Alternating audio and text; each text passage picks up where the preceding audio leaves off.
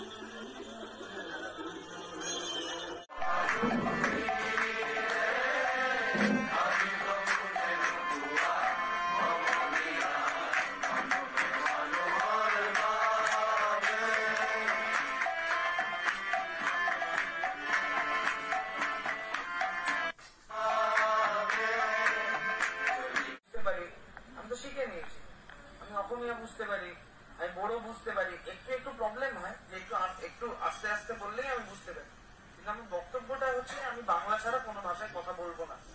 যদি খুব ইম্পর্টেন্ট না হয় তাহলে আমি বাংলা ছাড়া অন্য ভাষায় কথা বলতে চাইছি। আমি মিসিং শুনিনি কোনোদিন কানে খুব একটা, হ্যাঁ কিছুদিন প্র্যাকটিস করলে হয়তো মিসিংটাও বোঝা শিখে যাবে। ওইটা বলতে চাইছি, ভাষাটা ইমোশনের আদান প্রদানের জিনিস। ভাষাটা ইমোশন, আমার মনের মধ্যে যা ইমোশন হচ্ছে ইমোশনটাকে এক্সপ্রেস করার একটা জিনিস। যখন ইমোশনাল হয়ে কোনো মানুষ কথা বলতে পারবে তাহলে সব ভাষা বোঝা যাবে।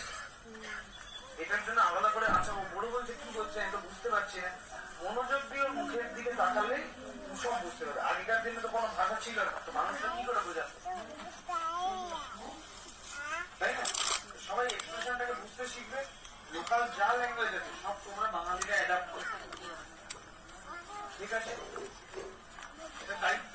আমি যদি আশা না থাকতাম এতদিনে আমি বড় অসমীয়া বিভাগ সব শিখেছি। তোমরা দেখে কিছু কাজের কাজ করতে পারোনি, হ্যাঁ তোমাদেরকে এমনি বাতিল করে রাখা যায়, ঠিক আছে? আমি হলে একদম পুরো মাঠের বাইরে বার করে দিলাম, তাও তো ওরা রেখে দিয়েছে ভালো মানুষ, আমি তো রাখতাম।